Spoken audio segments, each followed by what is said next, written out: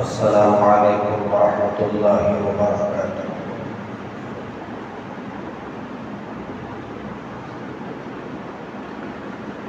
الحمد للہ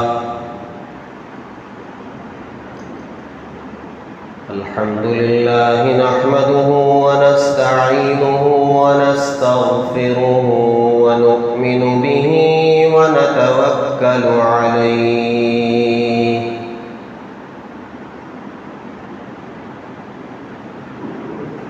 ونعوذ باللہ من شرور انفسنا ومن سیئات اعمالنا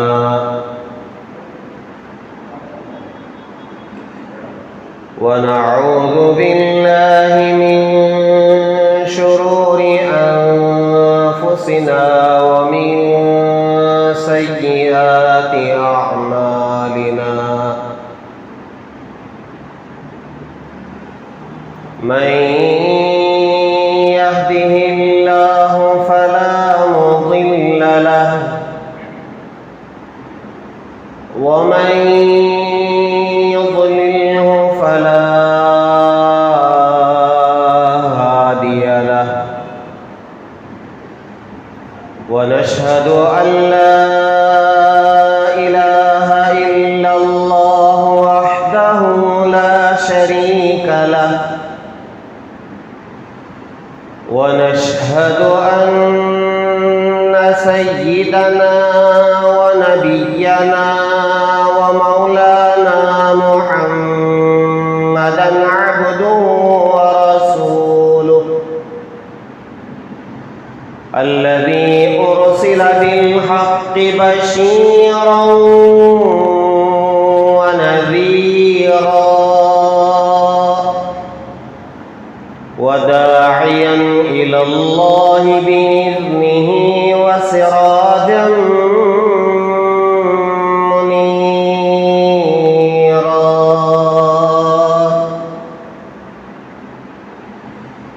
أما بعد فقد قال الله تبارك وتعالى في القرآن المجيد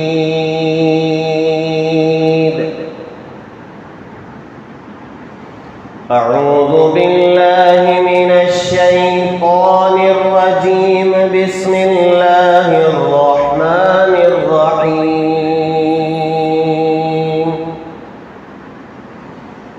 اليوم أكملت لكم دينكم وأتممت عليكم نعمتي ورضيت لكم الإسلام دينا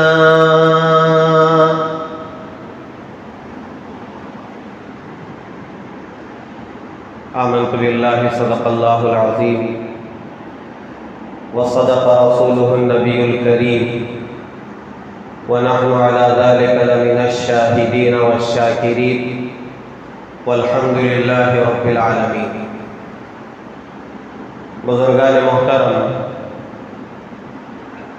اللہ تبارک و تعالیٰ کا بے انتہا فضل و احسان ہے جس ذات وحدہ لا شریک نے مجھے اور آپ کو جو دین عطا فرمایا ہے اس دین کا نام دین اسلام ہے۔ اسلام ہمارا مذہب ہے، اسلام ہمارا دین ہے، اور یہ مذہب کامل ہے، مکمل ہے، اور یہ مذہب اللہ تعالیٰ کا سب سے پسندیدہ مذہب ہے۔ یعنی اتنا پسند ہے کہ اللہ نے اس کو ایسے پسند کیا ہے کہ اس کے علاوہ کسی اور مذہب کو پسند ہی نہیں کیا ہے۔ چنانچہ فرمایا وَمَن يَبْتَغِ غَيْرَ الْإِسْلَامِ دِينًا فَلَن يُقْبَلَ مِنْهُ۔ جو اسلام کے علاوہ کوئی اور مذہب لے کر آئے گا، کسی اور مذہب پر عمل کرے گا، چاہے اس مذہب کے پیچھے اس کی پوری طاقت خرچ ہو جائے، پورا مال خرچ ہو جائے، پوری زندگی اس کے پیچھے خرچ ہو جائے، بچپن بھی، جوانی بھی، بڑھاپا بھی، مگر وہ غیر اسلام ہے۔ ہو سکتا ہے وہ یہودیوں کا مذہب ہو سکتا ہے وہ عیسائیوں کا مذہب ہو سکتا ہے کسی اور قوم کا وہ مذہب ہو، لیکن اللہ تعالیٰ کے یہاں وہ قابل قبول نہیں ہے۔ وَمَن يَبْتَغِ غَيْرَ الْإِسْلَامِ دِينًا فَلَن يُقْبَلَ مِنْهُ، اللہ اس کو پسند نہیں کریں گے اور اس کی بنیاد پر جنت اور جہنم کے فیصلے نہیں کریں گے۔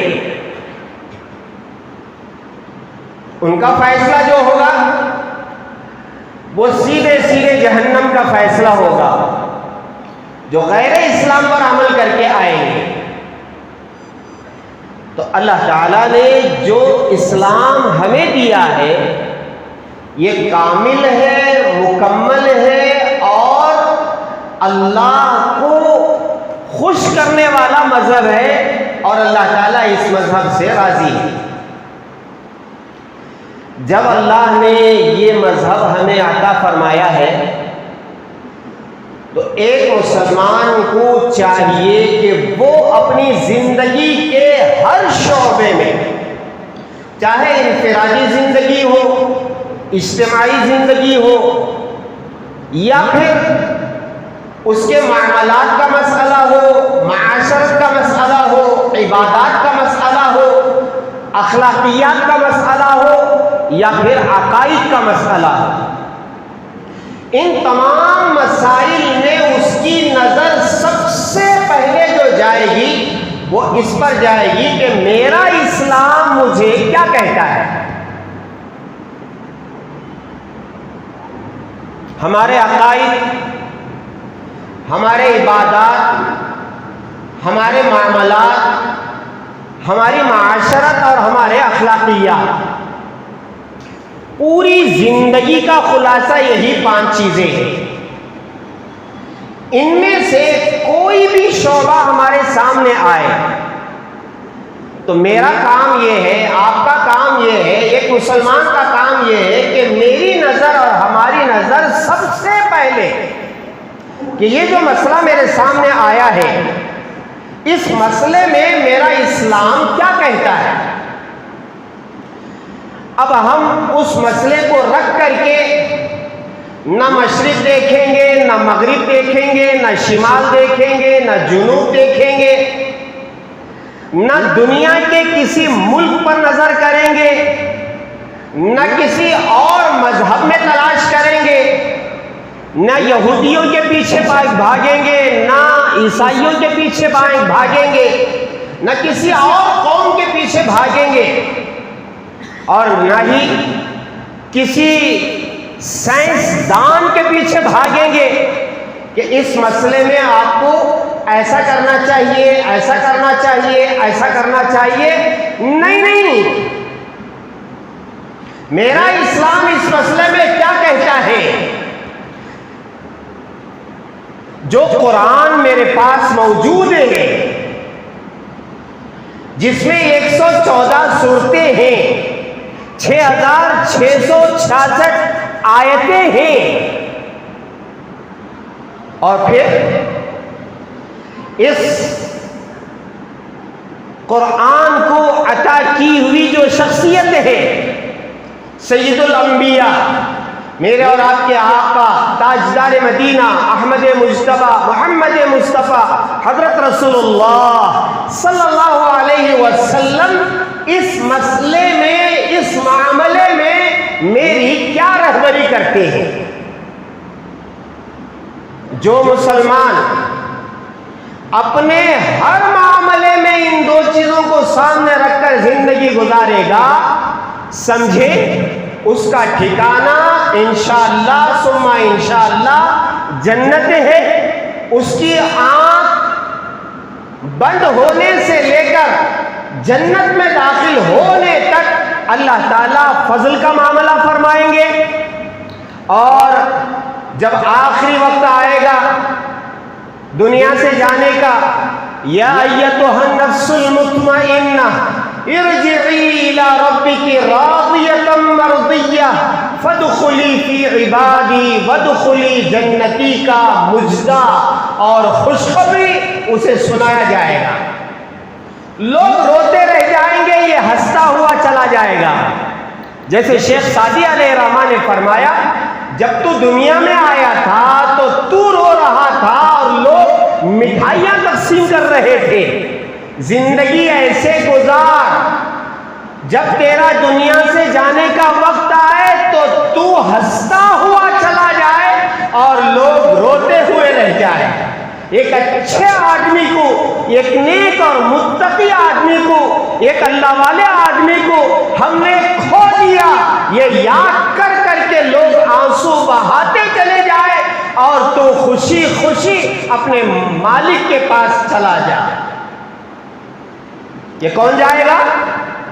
جو اسلام اور اپنے پیغمبر حضرت محمد صلی اللہ علیہ وسلم ان دونوں کو لے کر کے زندگی گزارے گا۔ اور یاد رکھیں، کسی بھی معاملے میں اسلام نے ہمیں تنہا نہیں چھوڑا ہے۔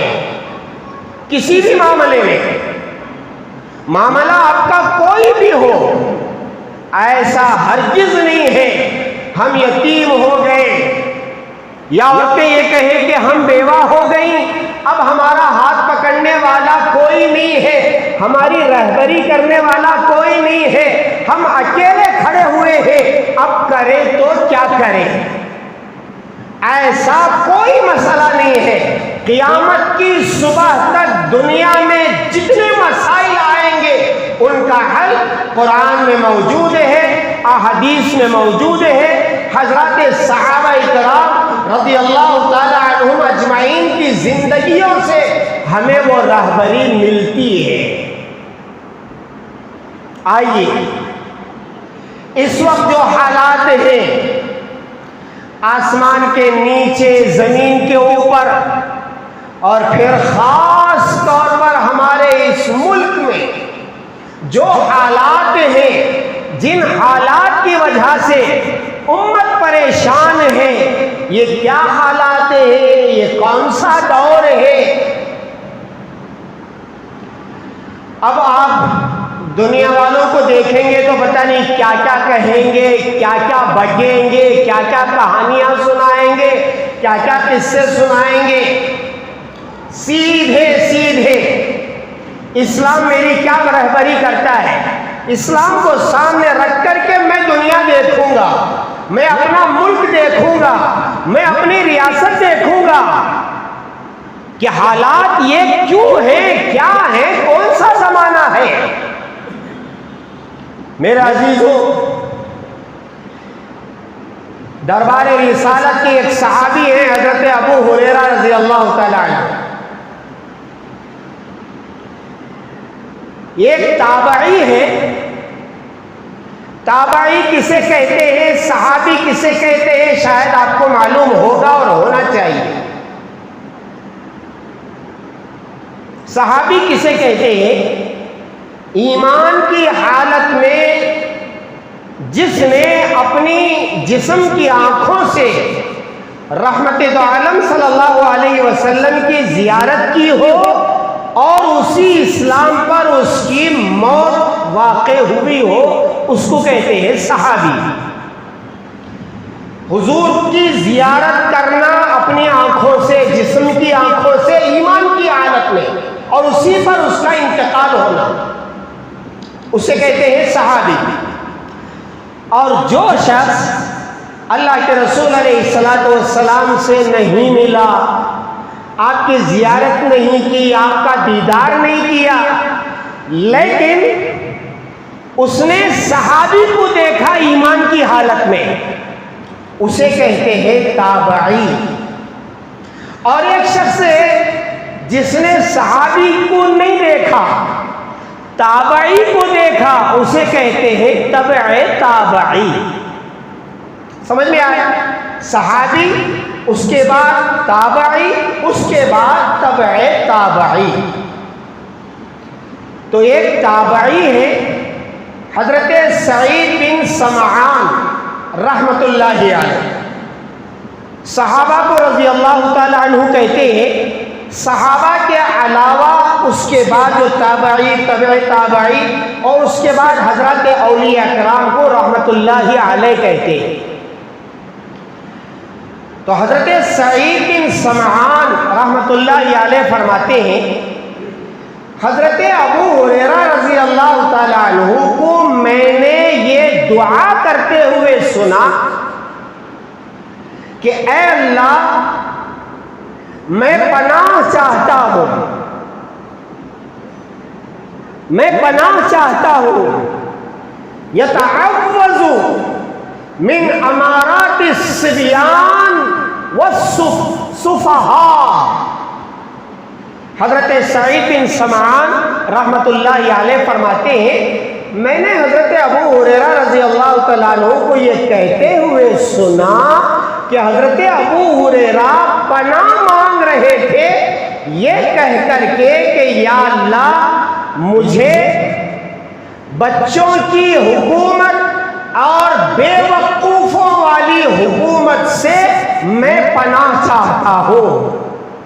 آپ غور کریں، حضرت ابو ہریرہ رضی اللہ تعالیٰ عنہ پناہ مانگ رہے ہیں، یا اللہ میں ایسے وقت سے پناہ چاہتا ہوں کہ میں اس وقت موجود اور پھر اس وقت حکومت بچوں کی ہو اور بے وقوفوں کی ہو۔ حضرت ابو ہریرہ رضی اللہ تعالیٰ عنہ صحابی رسول ہیں اور بڑے پائے کے صحابی ہیں، وہ پناہ مانگ رہے ہیں، یا اللہ ایسے زمانے میں مجھے نہ پہنچائیے، ایسا زمانہ مجھے نہ دیجیے جس زمانے میں بچے حکومت کر رہے ہو۔ کیا مطلب ہے؟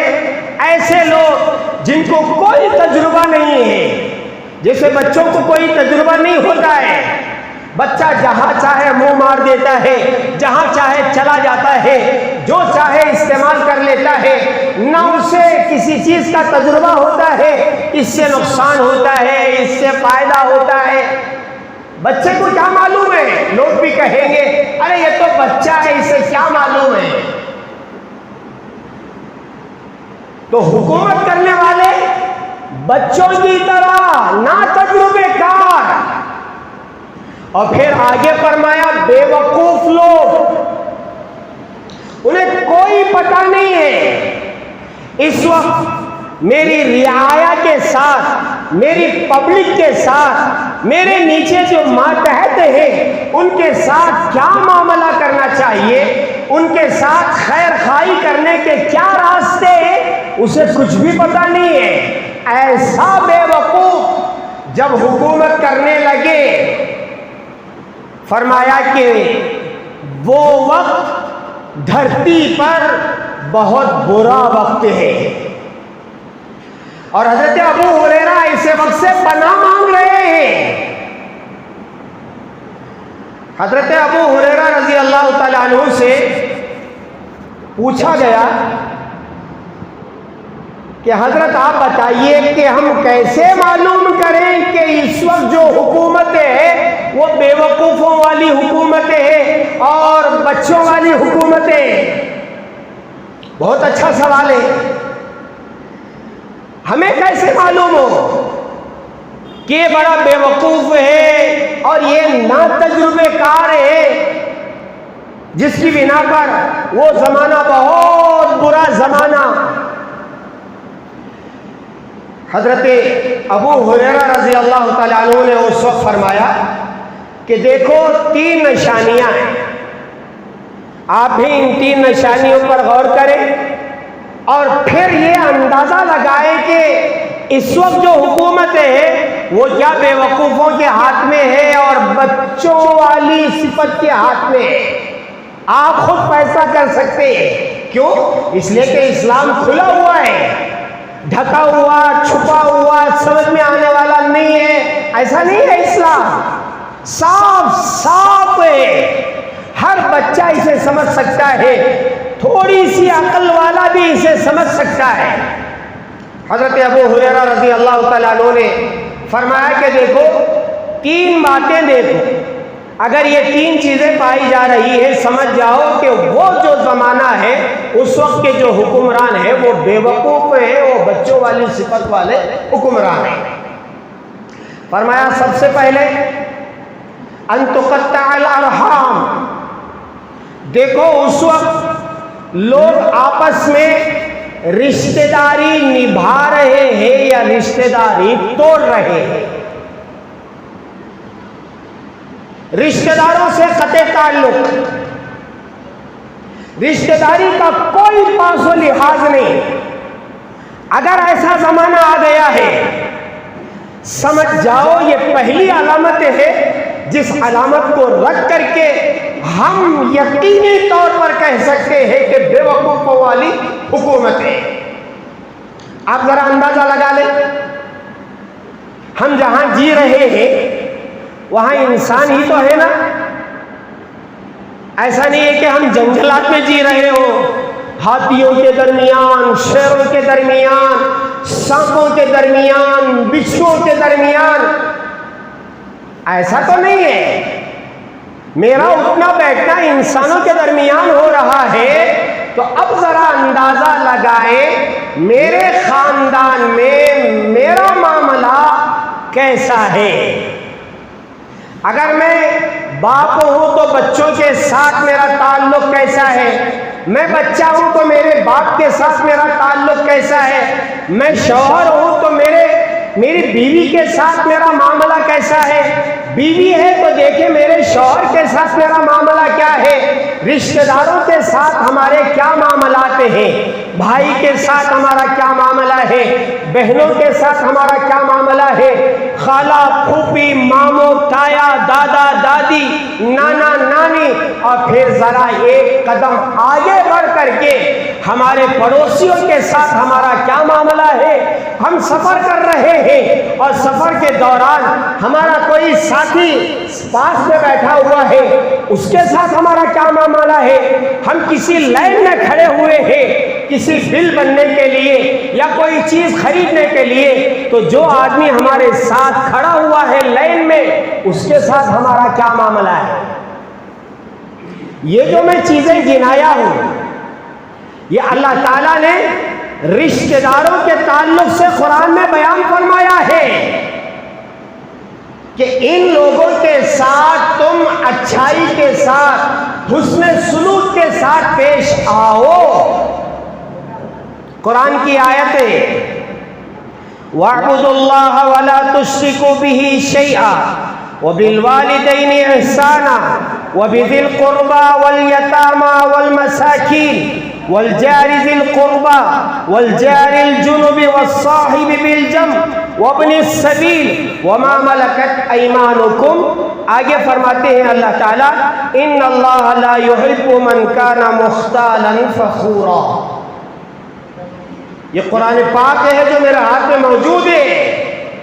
اللہ تعالیٰ صاف فرما رہے ہیں اللہ تعالیٰ کی عبادت کرو، اللہ کے ساتھ کسی کو شریک نہ کرو. یہ تو پکی باتیں ہیں، یہ نہ ہو تو کچھ بھی نہیں ہے. ایمان ہے، اسلام ہے، اللہ کی عبادت کرنا اور اللہ کی ذات کے ساتھ کسی کو شریک نہ کرنا. پھر اس کے بعد کیا کرنا چاہیے؟ اللہ فرما رہے ہیں وَبِالْوَالِدَيْنِ إِحْسَانًا، والدین کے ساتھ حسن سلوک کرو. آج کے اس ماحول میں والدین کو اگر میں یہ کہوں تو غلط نہیں ہوگا کہ نوجوان والدین کو اپنے پاؤں کی جوتیوں کے پاس رکھے ہیں. ہاں میرے پیارو، ہاں کوئی خوش نصیب بندہ یا خوش نصیب بندی ایسی ہوگی جو یہ سمجھتی ہے کہ آج میں ماں کو دیکھوں گی، ماں کو دیکھوں گا، باپ کو دیکھوں گا، باپ کو دیکھوں گی تو میرے لیے جنت کے دروازے کھل جائیں گے، ایسا کوئی ہوگا؟ ہاں، محبت کی نگاہ سے جو والدین کو ایک نظر دیکھتا ہے، جنت کے 2 دروازے اس کے لیے کھل جاتے ہیں، اس کے لیے جنت کا ثواب لکھ دیا جاتا ہے۔ والدین، اللہ اکبر، سب سے پہلا حکم اللہ یہی دے رہے ہیں، میری عبادت کر رہے ہو ٹھیک ہے، نمازی بھی ہے، حاجی بھی ہے، زکوٰۃ بھی دے رہے ہیں، رمضان میں 1 مرتبہ روزہ بھی رکھ لیتے ہیں، نیک کام کر رہے ہیں، مسجد بھی بنا دی، مدرسہ بھی بنا دیا، مسکینوں کو بھی کھلا دیا پلا دیا، بیواؤں کو بھی دیکھ لیا، لیکن اگر والدین کے ساتھ حسن سلوک نہیں ہے تو پھر تو یہ حرام ہے۔ اللہ کا حکم ہے، اللہ کا حکم فرض ہے۔ تو اب ذرا معاشرے میں دیکھیں، بیویوں کے سامنے ماں باپ کو کیسے ذلیل کیا جا رہا ہے۔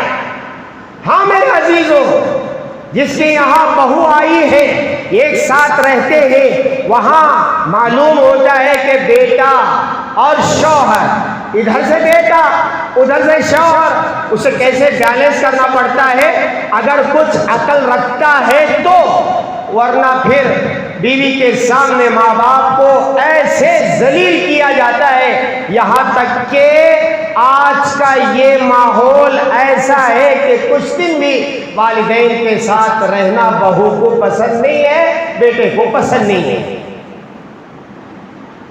حسن سلوک ماں باپ کے ساتھ نہیں ہے، اور پھر اس کے بعد آگے وذی القربیٰ، قریبی رشتہ داروں کے ساتھ، اللہ کی پناہ، اللہ کی پناہ، دنیا کیا سامنے آئی ہے، بھائی لڑ کے مر رہے ہیں، بہنیں لڑ کے مر رہی ہیں، اخبارات میں تو آتا ہی رہتا ہے، بیٹے نے باپ کو قتل کر دیا، بیوی نے شوہر کا قتل کر دیا اپنے عاشق کے ساتھ مل کر کے، اور شوہر نے بیوی کا قتل کر دیا ایک اپنی دوسری محبوبہ کو ساتھ میں رکھ کر کے۔ کیا نہیں ہو رہا ہے؟ آئے دن روزانہ ہر محلے میں یہ شکایتیں پائی جا رہی ہیں، رشتہ داروں کا کوئی پاس و لحاظ نہیں ہے، آئے تو کسی وقت شادی میں آ جاتے ہیں اور چہرہ بھی ایسا بناوٹی، مل کر کے گلے مل لیتے ہیں، اور گئے تو گئے، ایسا گئے پھر کوئی ملاقات کا کوئی موقع ہی نہیں ہے، مر گئے تو آ جاتے ہیں، آپس میں ملاقات کر لیتے ہیں۔ کبھی ایسا ہوا ہم خالہ کے یہاں جائیں گے، کچھ دیر بیٹھیں گے، باتیں کریں گے، کچھ ماحول بنائیں گے خوشیوں والا اور محبتوں والا، کس کے پاس وقت ہے؟ چڑھتی بس میں لوگ چڑھ رہے ہیں اور چلتی بس میں لوگ اتر رہے ہیں، اتنا تیز رفتار زمانہ ہے، کس کے پاس وقت ہے خالہ کو دینے کے لیے، ماموں کو دینے کے لیے، اور دادا دادی کے پاس بیٹھ کر کے کچھ وقت ہم ہنسی مذاق کر لیں، ذرا ہنسائیں دادی کو، ذرا ہنسے دادی کی بات سن کر کے، ذرا پھوپھی کے پاس ہے کوئی وقت ایسا؟ بس جھگڑے ہی جھگڑے ہیں، چچا کے تایا کے جھگڑے، ایسے جھگڑے، بیٹا دیکھتا ہے میرے باپ کے ساتھ میرے چچا ایسا کر رہے ہیں، چچا کے گھر نہیں جاؤں گا، پھوپھی کے گھر نہیں جاؤں گا، خالہ کے گھر نہیں جاؤں گا، یہاں نہیں جاؤں گا، وہاں نہیں جاؤں گا، جاؤں گا تو کہاں جاؤں گا؟ دوستوں کے ساتھ جاؤں گا اور پھر مزے اڑاؤں گا۔ یہ قیامت کی نشانیوں میں سے ایک نشانی ہے۔ تو رشتہ داروں کا کوئی پاس و لحاظ نہیں ہے۔ وقت میرے پاس بہت کم ہے، ایک بات میں یہی ختم کر کے آگے بڑھتا ہوں۔ رشتہ داروں کا کوئی پاس و لحاظ نہیں ہے۔ حضرت ابو ہریرہ رضی اللہ تعالیٰ عنہ نے جو فرمایا، اگر رشتہ داری کے حقوق، رشتہ داروں کے حقوق اگر پامال کیے جا رہے ہیں، کوئی صلہ رحمی نہیں ہے، کوئی محبت رشتہ داروں کی دل میں نہیں ہے، تو پھر سمجھ جاؤ اس وقت جو حکومت ہے وہ بے وقوفوں کے حوالے ہے۔ تو وہ برا زمانہ ایک۔ دوسرا فرمایا ان یطاع المغوی، یعنی گمراہ لوگوں کی اطاعت کی جائے گی، ہدایت یافتہ لوگوں کی اطاعت نہیں کی جائے گی۔ اس کا آگے کا مسئلہ جو بات ہے وہ یہی ہے، ہدایت اور پانے والے اور رہبری کرنے والوں کی نافرمانی کی جائے گی، یہ تیسری علامت ہے۔ ان دونوں کو رکھ کر کے میں آپ کو بتاتا ہوں، گمراہ لوگوں کی لوگ اطاعت کریں گے، ارے وہ بیچارہ خود اپنی آخرت نہیں بنا پا رہا ہے، وہ دوسروں کی کیا آخرت بنائے گا؟ اسے ذرا آپ ٹھنڈے دل سے اور پوری یکسوئی کے ساتھ اس پر آپ فیصلہ کریں، ہم جس کے پیچھے چل رہے ہیں کیا وہ دین کا متبع ہے، اللہ اس سے راضی ہے، اللہ کے رسول اس سے راضی ہے، یا پھر یہ ہے کہ وہ عورتوں کا پجاری، دولت کا پجاری اور شرابی، یہاں تک کہ وہ زانی، اور لوگ ہیں کہ بس اس کی اتباع، اس کے پیچھے بھاگ رہے، یہ میرے بڑے ہیں، یہ میرے بزرگ ہیں، یہ میرے پتہ نہیں کیا کیا ہیں۔ اگر ایسا وقت آ گیا ہے تو پھر سمجھ جاؤ، حضرت ابو ہریرہ فرماتے ہیں رضی اللہ تعالی عنہ، وہ زمانہ ایسا زمانہ ہے کہ اس زمانے میں تمہارے جو حکمران ہیں وہ بے وقوف ہیں اور نا تجربے کا ہے۔ اب یہ دونوں چیزیں دیکھیں، جتنے لوگ گمراہ ہیں اتنے ان کے پیچھے لوگ بھاگ رہے ہیں، کتنے فرقے بنے ہوئے ہیں، کتنے فتنے اس وقت سر اٹھا رہے ہیں۔ اگر میں یہ کہوں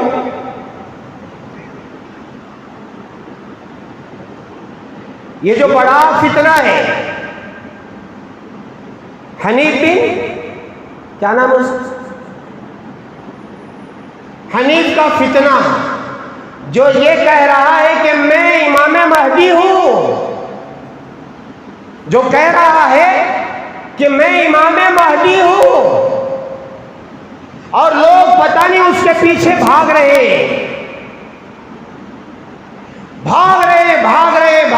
ہر مسجد میں کچھ لوگ ایسے مل جائیں گے جو اس کی اتباع کرنے والے اور اسے ماننے والے، حالانکہ متفقہ فیصلہ ہے کہ وہ گمراہ انسان ہے جو یہ کہہ رہا ہے کہ میں امام مہدی ہوں۔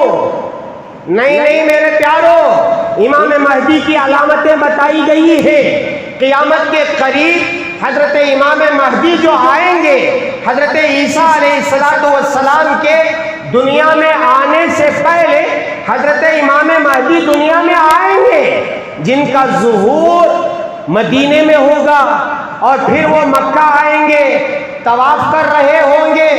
اس وقت مسلمانوں کا کوئی خلیفہ نہیں رہے گا، خلافت کے لیے، خلیفہ بنانے کے لیے دنیا کے اولیاء، اصفیاء، اتقیاء تلاش کر رہے ہوں گے کہ اس وقت اللہ کے وہ خلیفہ جن کو امام مہدی کہا جاتا ہے وہ کہاں ہیں۔ حضرت امام مہدی اس ڈر سے کہ کہیں مجھے خلیفہ نہ بنائے، مدینے سے مکہ آ جائیں گے اور طواف کر رہے ہوں گے، اس وقت کے حضرت اولیاء پہچان لیں گے کہ یہی امام مہدی ہیں، اور اس وقت ان کے ہاتھ پر بیعت کی جائے گی، اور اس وقت آسمان سے ایک آواز آئے گی، ھذا خلیفۃ اللہ المہدی، کہ یہی اللہ کے خلیفہ امام مہدی ہے۔ حضرت امام مہدی کا ابھی ظہور نہیں ہوا ہے۔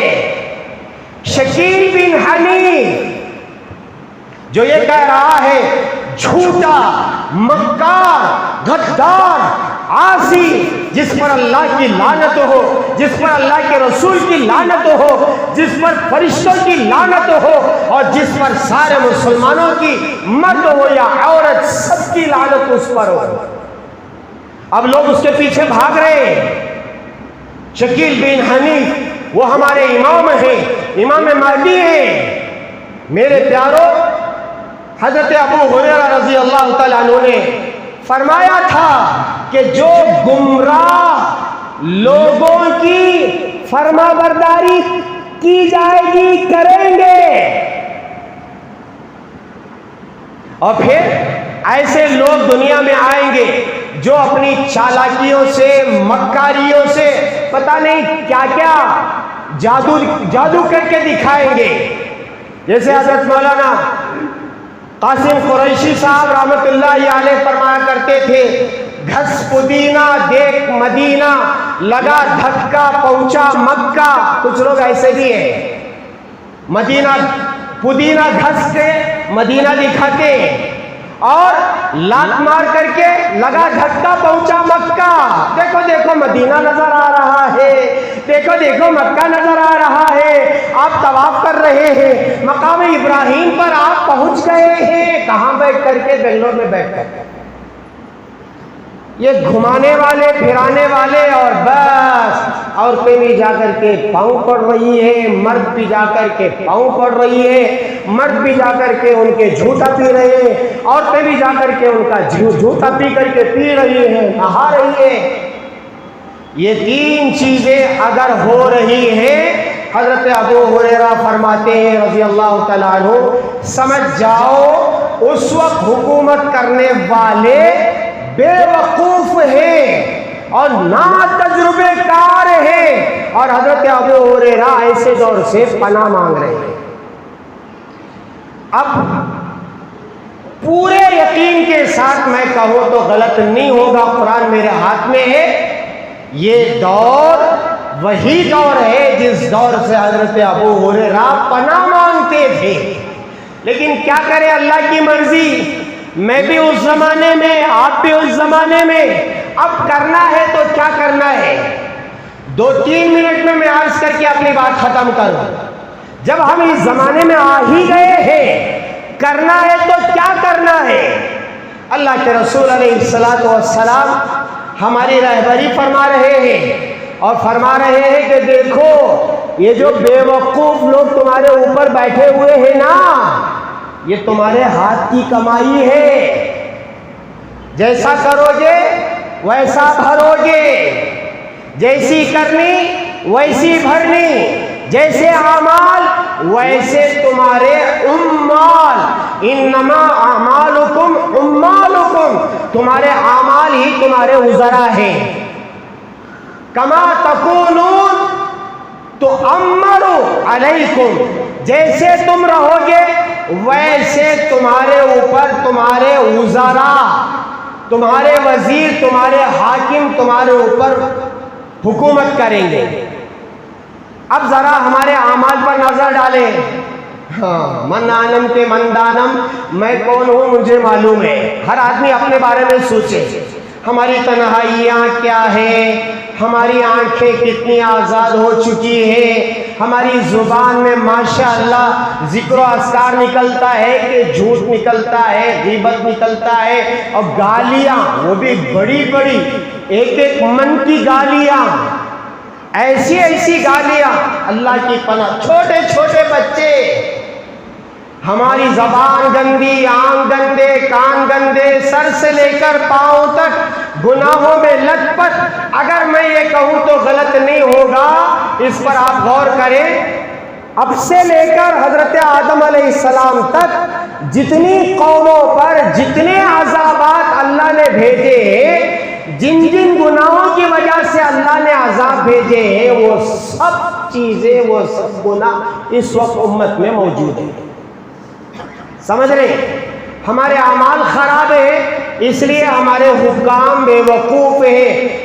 علماء فرماتے ہیں ان کو کیا گالیاں دیتے ہو، اپنے اوپر بیٹھ کے کوسو، ارے میں کیسا ہوں، میں چور، میں شرابی، میں زانی، میں بد نظری کرنے والا، میں بے نمازی، میں نے قرآن کو کبھی اٹھایا نہیں، میں ذکر نہیں کیا، میری زبان گندی، آنکھ گندے، میرے معاملات ایسے، اگر میرے معاملات لوگوں کو معلوم ہو جائے مجھے تھوک کر بھی نہ دیکھیں، ہے نہیں؟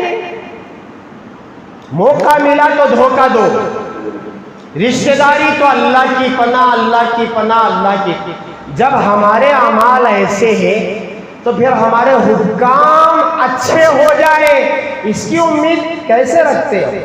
اس لیے پہلا کام یہ ہے، میں ذرا اللہ سے ایک امید بھی رکھوں گا انشاءاللہ، ہم نے توبہ کی ہے کہ نہیں کی ہے؟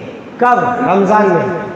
رمضان میں اللہ نے موقع دیا تھا، ہم نے رو دھو کر کے توبہ کی ہے، لیکن ذرا رمضان کے بعد بھٹکنے کی کوشش کر رہے ہیں، ذرا اپنے آپ کو بچا کر کے 100% گناہوں سے بچنے اور اس سے توبہ کرنے کی نیت کرو، انشاءاللہ آنے والے جو حکام ہوں گے وہ بے وقوف نہیں ہوں گے اور نا تجربے کار نہیں ہوں گے۔ یہ دو باتیں ہی فرمائی تھی نا حضرت ابو ہریرہ نے، نا تجربے کار نہیں ہوں گے اور پھر بے وقوف نہیں ہوں گے۔ اس لیے پہلا کام یہ ہے سچی پکی توبہ کریں۔ اگر ہمارا الیکشن اچھا ہونا ہے، اچھے حکام ہمارے سامنے آنا ہے، وہ اچھے کون ہیں؟ وہ اللہ کو معلوم ہے۔ میری نظر میں تو سارے چور ہیں، بڑے چور ہیں، چھوٹے چور ہیں، اللہ کو معلوم ہے کسے بٹھانا ہے، کون زیادہ غداری نہیں کرے گا، کون زیادہ چوری نہیں کرے گا، کون برقعے پر پابندی نہیں لگائے گا، کون فجر کی اذان پر پابندی نہیں لگائے گا، کون بیف پر پابندی نہیں لگائے گا، اور کون مسلمانوں کا حق نہیں چھینے گا۔ اللہ کو معلوم ہے کسے بٹھانا ہے۔ اگر ہم نے توبہ کی ہے، اللہ سے صلح کی ہے، تو انشاءاللہ اللہ کی ذات سے امید ہے آنے والے حکام بے وقوف نہیں ہوں گے اور نا تجربے کار نہیں ہوں گے۔ اس لیے توبہ کریں، یہ ایک کام۔ اور دوسرا کام جو ہمارے اختیار میں ہے، یہ بھی اختیار میں ہے، اور یہ جو دوسرا کام ہے اس میں ایک اعلان بھی سمجھیں اور میری اپنی بات بھی سمجھیں۔ دوسرا کام یہ ہے بہت سوچ سمجھ کر اپنا ووٹ بیچے بغیر، جو بھی 18 سال کے اوپر ہے، جن کے پاس ووٹر آئی ڈی کارڈ ہے، 10 تاریخ میں 2023 چہارشنبے کی صبح 7 بجے سے لے کر شام 6 بجے تک، اس دن شاید حکومت کی طرف سے بھی چھٹی ہو سکتی ہے، اگر نہ ہو آپ کی کمپنی میں چھٹی نہیں ہے تو تھوڑا سا وقت لے کر کے آپ ضرور میں نے 3 مرتبہ کہہ دیا ہے، اپنا حق استعمال کریں اور جو آپ کی نظر میں صحیح لگے اسے اپنا ووٹ دیں، اس لیے کہ ووٹ دینا یہ شرعی طور پر بھی ضروری ہے، فرض ہے، لیکن اپنا ووٹ نہ بیچیں، ووٹ نہ بیچیں، اس لیے کہ اللہ کے یہاں بھی پکڑے جائیں گے۔ میں پکی بات، جیسے میں شروع سے اسلام کی بات کہتا ہوا آ رہا ہوں، یہ بھی اسلام کی بات ہے۔ آپ گواہی دے رہے ہیں، جھوٹی گواہی دینا حرام ہے، اور پیسے لے کر کے جھوٹی گواہی دینا یہ تو پکا حرام ہے، سمجھ رہے ہیں؟ اس لیے اپنے ووٹ کو نہ بیچیں اور غلط ووٹ ہرگز نہ ڈالیں۔ اگر یہ جو امیدوار ہے اگر یہ آ جائے گا تو پھر سارے مسئلے بگڑ جائیں گے، آپ کو امید ہے بلکہ یقین ہے تو اللہ کے لیے اسے سامنے نہ لائیں، چاہے وہ آپ کے سامنے لا کر کے پوری دولت رکھ دے، آپ ٹھوکر مارے اور یہ فیصلہ کریں کہ جو صحیح آدمی ہے اس آدمی کو اپنا ووٹ دے، ضرور اپنے ووٹ کا استعمال کرے۔ یہ 2 چیزوں کی پابندی کے ساتھ میں اپنی بات ختم کروں گا۔ ایک، سچی پکی توبہ کرنا، اس کے بغیر کیا ووٹ ڈالے تو بھی کیا بھی ایک۔ دوسرا، اپنے ووٹ کا صحیح استعمال کریں۔ ٹھیک ہے، ان دو باتوں کے ساتھ میں اپنی بات ختم کرنے سے پہلے اعلان کے طور پر یہ عرض کروں، آپ کی مسجد الحمدللہ عثمان غنی بہترین مسجد تعمیر ہو رہی ہے، آپ کے تعاون سے، اللہ کے فضل سے یہ تعمیر ہو رہی ہے۔ میں امید کرتا ہوں کہ بہت جلد یہ منبر انشاءاللہ ہمارے گراؤنڈ فلور پر بنے گا اور ہم کھلی مسجد میں جمعہ ادا کریں گے انشاءاللہ۔ اس لیے آپ حضرات سے گزارش ہے، دانے درہمیں سخنے آپ نہیں کر سکتے، دوستو احباب میں فون کریں، ذرا توجہ دلائیں کہ عثمان غنی تعمیر ہو رہی ہے، ہم آخرت میں اپنا محل بنانا چاہتے ہیں، تو یہاں جتنی اپنی سکت ہے بلکہ سکت سے تھوڑا آگے بڑھ کر اللہ کی ذات پر امید کرتے ہوئے تعاون کریں، انشاءاللہ تعالی دنیا میں بھی اللہ اس کا اجر دیں گے، آخرت میں بھی اجر دیں گے۔ دوسرا اعلان یہ کرنا ہے کہ الحمدللہ رمضان کے بعد، اس کی چھٹیوں کے بعد یہاں جو مکتب چلتا ہے صبح شام، الحمدللہ اس کے داخلے شروع ہو چکے ہیں۔ آپ حضرات سے گزارش ہے، اس وقت مکتب سے جوڑنا ہر بچے یا بچی کو بہت ضروری ہے۔ اس عنوان پر انشاءاللہ کبھی موقع ہوا تو عرض کریں گے، بچوں کو مکتب سے جوڑے، جو مسجد میں مکتب ہے اس سے جوڑے، اس کے بہت فائدے، سینکڑوں نہیں ہزاروں فائدے ہیں۔ اس لیے میں امید کرتا ہوں جو بچے پہلے سے پڑھ رہے ہیں ان کو جلد بھیج کر کے داخلہ کرائیں، ایڈمیشن کرائیں، اور جو نئے یہاں محلے میں آئے ہوئے ہیں یا پھر کرانا چاہتے ہیں، جن کے بچے تھوڑا بڑے ہو رہے ہیں، ان سے گزارش ہے کہ پہلی فرصت میں آپ حضرات اپنے بچوں کو مسجد میں داخلہ کروائیں۔